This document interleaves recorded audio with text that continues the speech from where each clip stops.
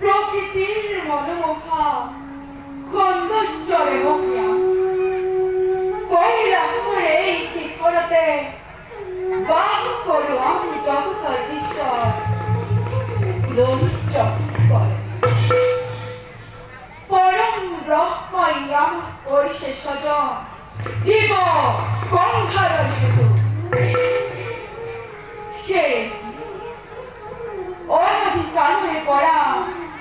গঙ্গার দায়িত্ব পালনে সৃষ্টির ভারসাম্যতা আমি